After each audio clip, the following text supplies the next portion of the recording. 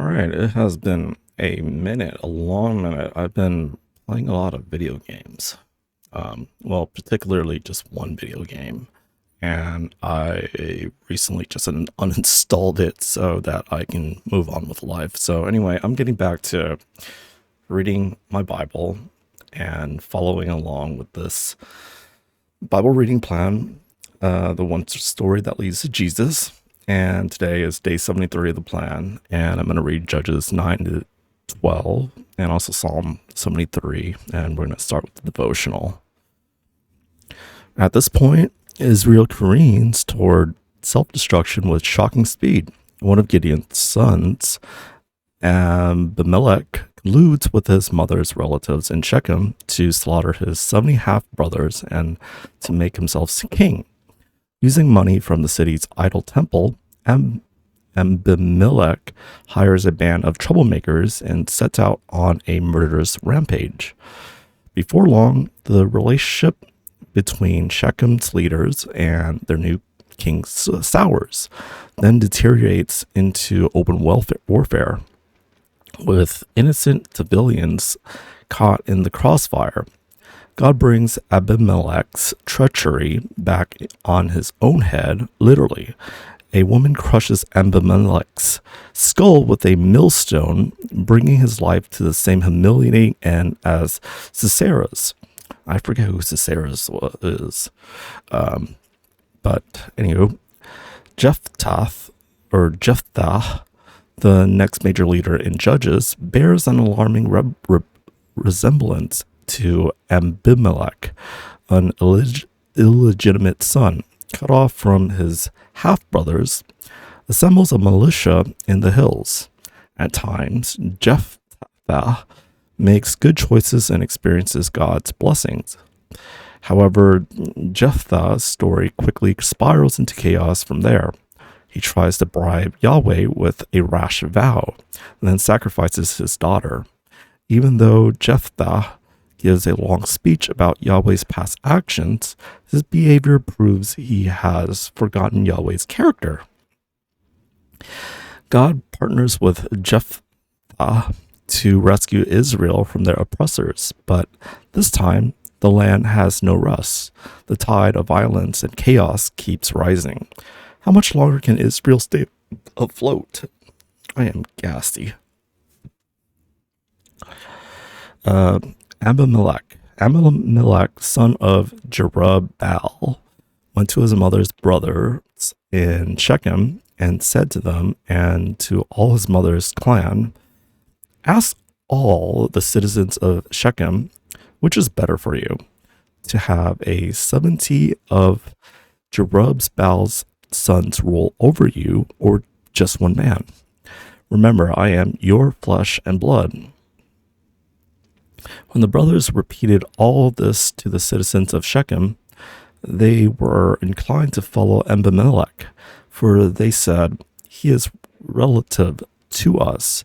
They gave him 70 shekels of silver from the temple of Baal Berith, and Abimelech used it to hire reckless scoundrels who became his followers.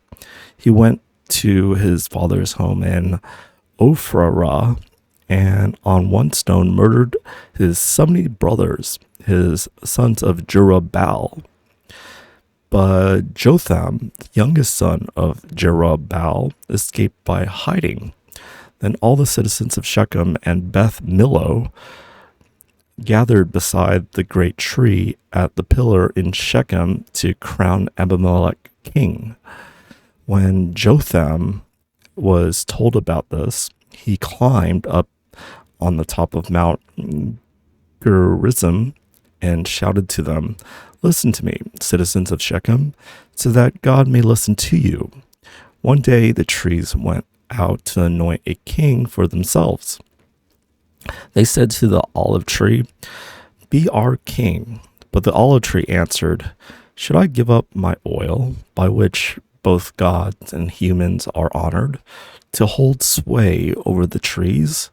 Next, the trees said to the fig tree, "Come and be our king." But the fig tree replied, "Should I give up my fruit so good and sweet to hold sway over the trees? Then the tree said to the vine, come and be our king. But the vine answered, should I give up my wine, which cheers both gods and humans, to hold sway over the trees? Finally, all the trees said to the thorn bush, come and be our king. The thorn bush said to the trees, if you really want to anoint me king over you, come and take refuge in my shade. But if not, then let fire come out of the thorn bush and consume the cedars of Lebanon. Have you acted honorably and in good faith by making Abimelech king? Have you been fair to Jerubbaal and his family? Have you treated him as he deserves? Remember that my father fought for you and risked his life to rescue you from the hand of Midian. But today you have revolted against my father's family. You have murdered his 70 sons on a single stone and have made Abimelech, the son of his female slave, king over the citizens of Shechem because he is related to you. So have you acted honorably and in good faith toward Jerubbaal and his family today? If you have, may Abimelech be your joy, and may you be his too. But if you have not, let fire come out from Abimelech and consume you, the citizens of Shechem and Beth Millo, and let fire come out from you, the citizen of Shechem and Beth Millo, and consume Abimelech. Then Jotham fled, escaping to Beer, and he lived there because he was afraid of his brother Abimelech. After Abimelech had governed Israel 3 years, God stirred up animosity between Abimelech and the citizens of Shechem so that they acted treacherously against Abimelech. God did this in order that the crime against Jerubbaal's 70 sons, the shedding of their blood, might be avenged on their brother Abimelech and on the citizens of Shechem, who had helped him murder his brothers in opposition to him. These citizens of Shechem set men on hilltops to ambush and rob everyone who passed by, and this was reported to Abimelech. Now Gal, son of Ebed, moved with his clan into Shechem, and its citizens put their confidence in him. After they had gone out into the field and gathered the grapes and trodden them, they held a festival in the temple of their God. While they were eating and drinking, they cursed Abimelech. Then Gal, son of Ebed, said, who is Abimelech, and why should we Shechemites be subject to him? Isn't he Jerubbaal's son? And isn't Zebul his deputy? Serve the family of Hamor, Shechem's father. Why should we serve Abimelech? If only this people were under my command, then I would get rid of him. I would say to Abimelech, call out your whole army. When Zebul, the governor of the city, heard what Gal, son of Ebed, said, he was very angry. Under cover, he sent messengers to Abimelech, saying, Gal, son of Ebed, and his clan have come to Shechem, and they are stirring up the city against you. Now then, during the night, you and your men should come and lie in wait in the fields. In the morning at sunrise, advance against the city. When Gal and his men come out against you, seize the opportunity to attack them. So Abimelech and all his troops set out by night and took up concealed positions near Shechem in 4 companies. Now Gal, son of Ebed, had gone out and was standing at the entrance of the city gate, just as Abimelech and his troops came out from their hiding place. When Gal saw them, he said to Zebul, "Look, people are coming down from the tops of the mountains." Zebul replied, "You mistake the shadows of the mountains for men." But Gal spoke up again. "Look, people are coming down from the central hill, and a company is coming from the direction of the diviner's tree." Then Zebul said to him, "Where is your big talk now? You who said, 'Who is Abimelech that we should subject to him?' Aren't these men you ridiculed? Go out and fight them." So Gal led the citizens of Shechem and fought Abimelech. Abimelech chased him all the way to the entrance of the gate, and many were killed as they fled. Then Abimelech stayed in Arumah, and Zebul drove Gal and his clan out of Shechem. The next day, the people of Shechem went out to the field, and this was reported to Abimelech. So he took his men, divided them into 3 companies, and set ambush in the fields. When he saw the people coming out of the city, he rose to attack them. Abimelech and the companies with him rushed forward to a position at the entrance of the city gate. Then 2 companies attacked those in the fields and struck them down. All that day, Abimelech pressed his attack against the city until he captured it and killed its people. Then he destroyed the city and scattered salt over it. On hearing this, the citizens in the tower of Shechem went into the stronghold of the temple of El Berith. When Abimelech heard that he had assembled there, he and all his men went up to Mount Zalmon. He took an axe and cut off some branches, which he lifted to his shoulders. He ordered the men to with him, "Quick, do what you have seen me do." So all the men cut branches and followed Abimelech. They piled them against the stronghold and set it on fire with the people still inside. But all the people in the tower of Shechem, about 1,000 men and women, also died.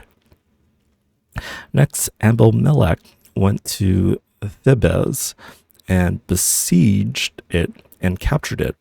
Inside the city, however, was a strong tower to which all the men and women, all the people of the city, had fled. They had locked themselves in and climbed up on the tower roof. Abimelech went to the tower and attacked it, but he approached the entrance to the tower and set it on fire. A woman dropped an upper millstone on his head and cracked his skull. Hurriedly, he called to his armored bearer, "Draw your sword and kill me, so that they can't say a woman killed him." So his servant ran him through, and he died. When the Israelites saw that Abimelech died, they went home. Thus God repaid the wickedness that Abimelech had done to his father for murdering his 70 brothers.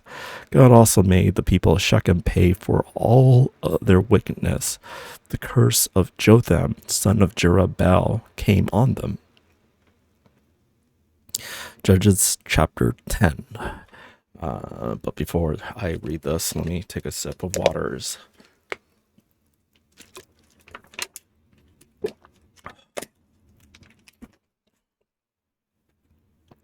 Tola.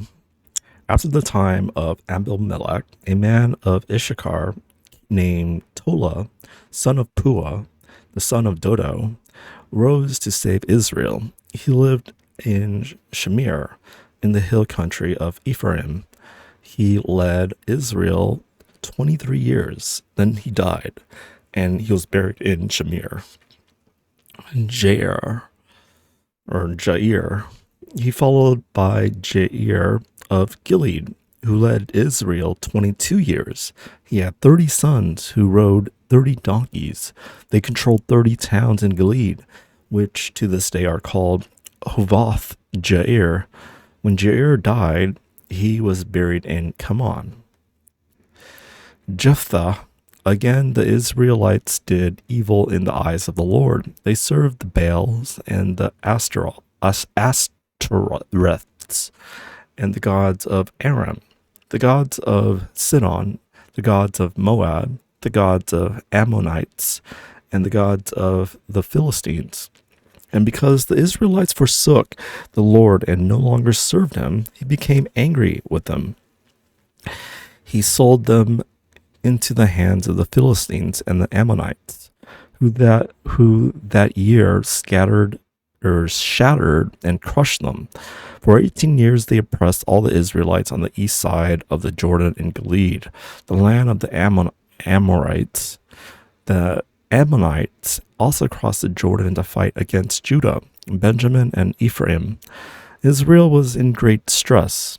Then the Israelites cried to the Lord, "We have sinned against you, forsaking our God and serving the Baals." The Lord replied, "When the Egyptians, the Amorites, the Ammonites, and the Philistines, the Sidonites, the Amalekites, and the Moabites oppressed you, and you cried to me for help, did I not save you from their hands? But you have forsaken me and served other gods, so I will no longer save you. Go and cry out to the gods you have chosen. Let them save you when you are in trouble." But the Israelites said to the Lord, "We have sinned. Do with us whatever you think is best, but please rescue us now." Then they got rid of the foreign gods among them and served the Lord. And he could not bear Israel's misery no longer. When the Ammonites were called to arms and camped in Gilead, the Israelites assembled and camped at Mizpah. The leaders of the people of Gilead said to each other, "Whoever will take the lead in attacking the Ammonites will be head over all who live in Gilead." Judges chapter 11. Jephthah the Gileadite was a mighty warrior. His father was Gilead. His mother was a prostitute. Gilead's wife also bore him sons, and when they were grown up, they drove Jephthah away. "You are not going to get any inheritance in our family," they said, "because you are the son of another woman." So Jephthah fled from his brothers and settled in the land of Tob, where a gang of scoundrels gathered around him and followed him. Sometime later, when the Ammonites were fighting against Israel, the elders of Gilead went to get Jephthah from the land of Tob. "Come," they said, "be our commander, so we can fight the Ammonites." Jephthah said to them, "Didn't you hate me and drive me from my father's house? Why do you come to me now when you're in trouble?" The elders of Gilead said to him, "Nevertheless, we are turning to you now. Come with us to fight the Ammonites, and you will head over all of us who live in Gilead." Jephthah answered, "Suppose you take me back to fight the Ammonites, and the Lord gives them to me. Will I really be your head?" The elders of Gilead replied, "The Lord is our witness. We will certainly do as you say." So Jephthah went with the elders of Gilead, and the people made him head and commander over them. And he repeated all his words before the Lord in Mizpah. Then Jephthah sent messengers to the Ammonite king with the question, "What do you have against me that you have attacked my country?"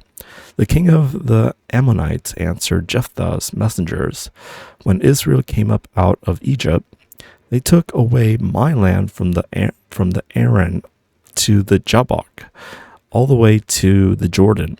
Now give it back peacefully." Jephthah sent back messengers to the Ammonite king, saying, "This is what Jephthah says. Israel did not take the land of Moab or the land of the Ammonites. But when they came up out of Egypt, Israel went through the wilderness to the Red Sea and on to Kadesh. Then Israel sent messengers to the king of Edom, saying, 'Give us permission to go through your country.' But the king of Edom would not listen. They sent also to the king of Moab, and he refused. So Israel stayed at Kadesh. Now they traveled through the wilderness, skirted the lands of Edom and Moab, passed along the eastern side of the country of Moab, and camped on the other side of Arnon. They did not enter the territory of Moab, for the Arnon was its border. Then Israel sent messengers to Sihon, king of Amorites, who ruled in Heshbon, and said to him, "Let us pass through your country to your own place." Sihon, however, did not trust Israel to pass through his territory. He mustered all his troops and encamped at Jahaz and fought with Israel. Then the Lord, the God of Israel, gave Sihon and his whole army into Israel's hands, and they defeated them. Israel took over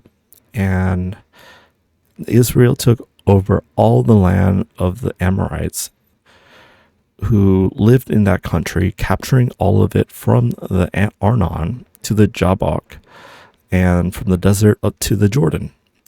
Now, since the Lord, the God of Israel, has driven the Amorites out before his people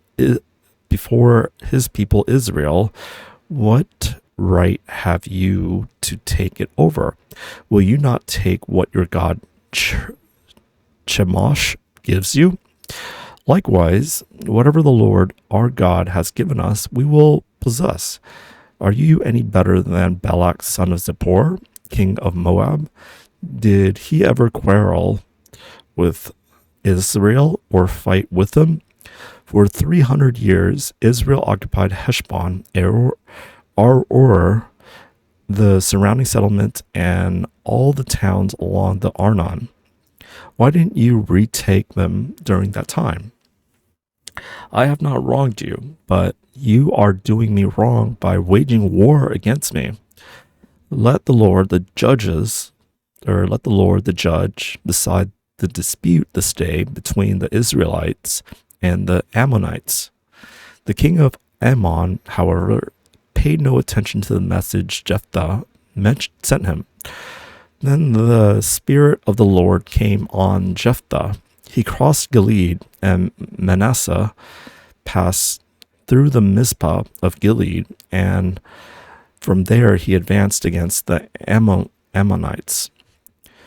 And Jephthah made a vow to the Lord, "If you give the Ammonites into my hands, whatever comes out of the door of my house to meet me when I return in triumph from the Ammonites will be the Lord's, and I will sacrifice it as a burnt offering." Then Jephthah went over to fight the Ammonites, and the Lord gave them into his hands. He devastated 20 towns from Aroer to the vicinity of Minnith, as far as Abel Karaim. Thus Israel subdued Ammon.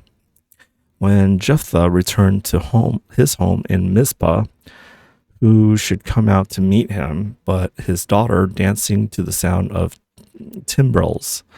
She was an only child. Except for her, he had neither son nor daughter. When he saw her, he tore his clothes and cried, "Oh no, my daughter! You have brought me down, and I am devastated. I have made a vow to the Lord that I cannot break." "My father," she replied, "you have given your word to the Lord. Do to me as you promised, now that the Lord has avenged you and of your enemies, the Ammonites. But grant me this one request," she said. "Give me 2 months to roam the hills and weep with my friends, because I will never marry." "You may go," he said, and he let her go for 2 months. She and her friends went into the hills and wept because she would never marry. After 2 months, she returned to her father, and he did to her as he had vowed, and she was a virgin. From this comes the Israelites' tradition that each year the young women of Israel go out for 4 days to commemorate the daughter of Jephthah the Gileadite. Judges chapter 12. Jephthah and Ephraim. The Ephraimite forces were called out, and they crossed over to Zaphon. They said to Jephthah, "Why did you go to fight the Ammonites without calling us to go with you? We're going to burn down your house over your head." Jephthah answered, "I and my people were engaged in a great struggle with the Ammonites, and although I called, you didn't save me out of their hands. When I saw that you wouldn't help, I took my life in my hands and crossed over to fight the Ammonites, and the Lord gave me the victory over them. Now, why have you come up today to fight me?" Jephthah then called together the men of Gilead and fought against Ephraim. The Gileadites struck them down because the Ephraimites had said, "You Gileadites are renegades from Ephraim and Manasseh." The Gileadites captured the fords of the Jordan leading to the Ephraim, and whenever a survivor of Ephraim said, "Let me cross over," the men of Gilead asked him, "Are you an Ephraimite?" If he replied no, they said, "All right, say Shibboleth." If he said Shibboleth, because he could not pronounce the word correctly, they seized him and killed him at the fords of the Jordan. 42,000 Ephraimites were killed at that time. Jephthah led Israel 6 years. Then Jephthah the Gileadite died and was buried in a town in Gilead. Ibzan, Elon, and Abdon. After him, Ibzan of Bethlehem led Israel. He had 30 sons and 30 daughters. He gave his daughters away in marriage to those outside his clan, and for his sons he brought in 30 young women as wives from outside his clan. Ibzan led Israel 7 years. Then Ibzan died and was buried in Bethlehem. After him, Elon the Zebulunite led Israel 10 years. Then Elon died and was buried in Ajalon in the land of Zebulun. After him, Abdon, son of Hillel from Pirithon, led Israel. He had 40 sons and 30 grandsons who rode 70 donkeys. He led Israel 8 years. Then Abdon, son of Hillel, died and was buried in Pirithon in Ephraim in the hill country of the Amalekites. All right, Psalms.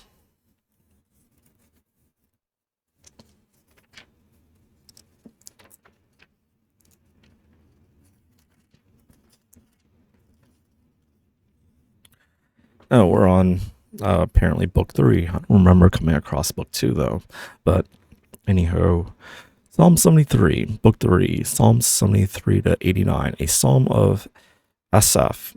Surely God is good to Israel, to those who are pure in heart. But as for me, my feet had almost slipped. I had nearly lost my foothold, for I envied the arrogant when I saw the prosperity of the wicked. They have no struggles, their bodies are healthy and strong, they are free from common human burdens, they are not plagued by human ills, therefore pride is their necklace, they clothe themselves with violence. From their callous hearts comes iniquity, their evil imaginations have no limits, they scoff, they scoff and speak with malice, with arrogance, they threaten oppression. Their mouths claim to heaven, and their tongues take possession of the earth. Therefore, their people turn to them and drink the waters in abundance. They say, "How would God know? Does the Most High know anything?" This is what the wicked are like, always free of care. They go on amassing wealth. Surely in vain I have kept my heart pure, and have washed my hands in innocence. All day long I have been afflicted, and every morning brings new punishments. If I had spoken out like that, I would have betrayed your children. When I tried to understand all this, it troubled me deeply till I entered the sanctuary of God. Then I understood their final destiny. Surely you place them on slippery ground. You cast them down in ruin. How suddenly they destroyed, completely swept away by terrors. They are like dream when one they are like a dream when one awakes. When you arise, Lord, you will despise them as fantasies. When my heart was grieved and my spirit embittered, I was senseless and ignorant. I was a brute beast before you, yet I am always with you. You hold me by my right hand. You guide me with your counsel, and afterward you will take me into glory. Whom have I in heaven but you? And earth has nothing I desire besides you. My flesh and my heart may fail, but God is the strength of my heart and my portion forever. Those who are far from you will perish. You destroy all who are unfaithful to you. But as for me, it is good to be near God. I have made the sovereign Lord my refuge. I will tell of all your deeds. All right, that's day 73 of the One Story That Leads to Jesus Bible Reading Plan. Cheers.